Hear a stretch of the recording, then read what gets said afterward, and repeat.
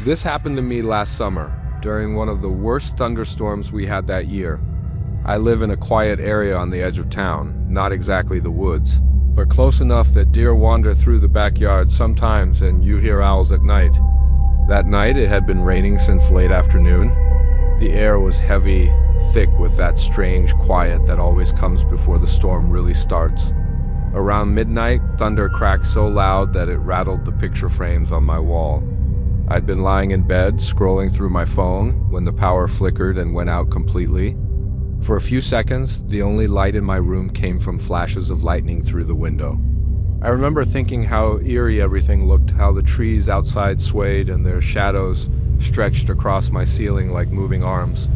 That's when I heard it. At first, it sounded like the wind, a low, soft noise underneath the roar of rain. But then I realized it wasn't the wind. It was crying. At first faint, then clearer, a woman's voice. Right outside my window, I froze. The rain was hitting so hard that everything was muffled, but I could still make out the sound of someone sobbing quietly, like they were trying not to be heard.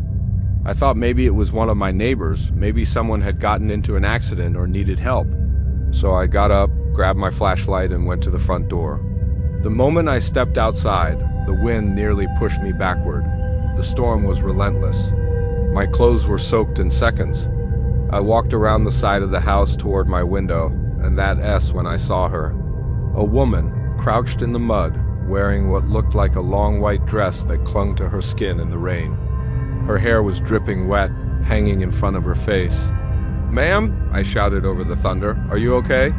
She didn't answer, she just kept crying. I took another cautious step forward. "Do you need help?" I yelled again. Then she stopped crying. Slowly, she turned her head toward me, not lifting it, just turning it slightly, and in the lightning flash I saw her face. Her eyes were wide and her mouth hung slightly open, but there was something off. Her face looked too pale, like every drop of color had been drained from it. The next bolt of lightning hit, and in that split second of white light I saw her smile. A slow, unnatural stretch of her lips that made my stomach drop. Before I could react, she let out this guttural sound, half scream, half moan, and started running straight toward me. I didn't even think. I just turned and bolted back toward the front of the house. By the time I reached the door, she was gone. I slammed the door shut and locked it, heart pounding, dripping water all over the floor. I looked through the peephole. Nothing. The next flash of lightning illuminated the yard outside, but there was no sign of her. No footprints, no shadow, nothing. I barely slept that night. Every time thunder rolled, I thought I heard faint crying again beneath the storm. The next morning, I checked the area by my window. There were muddy handprints on the siding, small, pale, almost childlike, and a piece of white fabric snagged on a branch below the window.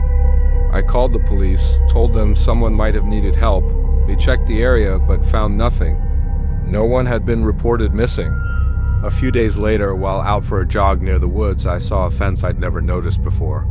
Behind it was a large body of water, like a reservoir, with warning signs, "Government property. No trespassing." I walked closer, trying to see through the fog hanging over the surface. That's when I saw movement. A figure sitting at the water's edge, a woman, her white dress trailing in the water.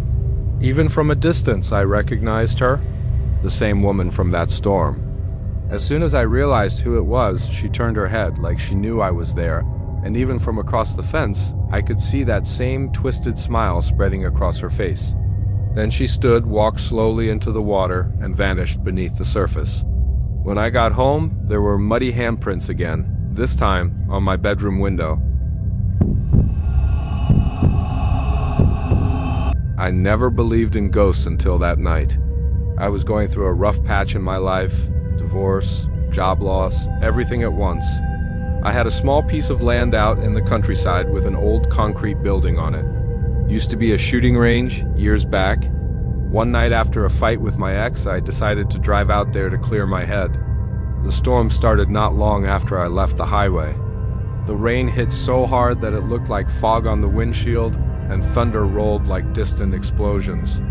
When I got there, I parked in front of the building and sprinted inside. It smelled like dust and old wood. I used my phone flashlight to find the small cot upstairs where I'd sleep. At first, it felt peaceful, isolated, quiet except for the rain hitting the metal roof. But then I heard something break. Glass, downstairs. I froze. I grabbed my rifle from the storage closet and went down the steps quietly. The air felt heavier, like someone was watching me. When I reached the bottom, I saw one of the boarded-up windows had a hole punched through it. Glass littered the floor. The opening was too small for anyone to crawl through. Still, I covered it with cardboard and went back upstairs. Minutes later, I heard footsteps. Slow, careful. They came from the room directly below mine. I turned off my flashlight and stood in the dark, listening. Thud, thud, thud, then silence. The next sound was worse, like furniture being dragged slowly across the concrete. It went on for what felt like forever. I wanted to yell, but my voice caught in my throat. Finally, I built up enough courage to go downstairs again. Every room was empty, nothing moved, no footprints, no one there. But on the wall, written in the dust, were words traced by a finger. "You came back." I left that place immediately. When I got home the next morning, I told myself I'd imagined it, that I was tired, paranoid, maybe hearing echoes through the storm. But a week later, I drove by again during daylight. There were muddy footprints leading to the door. Bare feet, and the words on the wall had changed. Now they said, "Next time, stay." It was supposed to be a fun night. My buddy Leo and I had gone to a small party about 20 minutes away. By the time we left, it was pouring rain, thunder shaking the car as we drove. Leo was drunk and kept begging me to stop so he could take a leak. I finally pulled over beside a cornfield. He stumbled out, laughing, while I stayed in the car with the wipers barely keeping up with the storm. After a minute, I realized he'd gone further than I could see. I called out for him, but the storm swallowed my voice. Then I saw something move in the field, a shape walking slowly between the rows of corn. Leo, I thought. But when I blinked, the shape was gone. Leo came running back a few moments later, drenched and pale. He jumped in the car yelling, "Drive, man, just drive." I floored it. He told me he'd seen someone out there, a figure that looked like me. It walked deeper into the field, and he followed, thinking I was messing with him. But when the figure turned, it wasn't me. It smiled. Just then, the car jolted. A flat tire. I had to pull over again. When I got out, there was a screwdriver jammed deep into the tire wall. Someone had done it on purpose. As we tried to replace it, thunder boomed overhead, and from behind us, out in the fields, came a scream.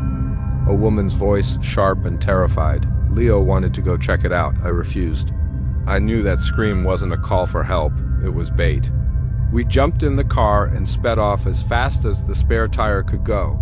When the police checked the area later, they found nothing. No woman, no tools. Not even the old tire we'd left behind. But here's the part that still messes with me. A few days later, I got home from work to find a muddy screwdriver sitting on my porch step. Same size, same rusted handle, no note, no explanation. Just that screwdriver. Outro. The storm remembers. Thunderstorms have a strange way of stirring up what hides in the dark. Not just ghosts, but the things we'd rather never think about. The crying woman beneath the window. The whispering voice in the shelter. The figure in the field that smiles back. Maybe lightning doesn't just light up the sky. Maybe, just for a second, it lets us see what has always been there, waiting for the next storm to roll in.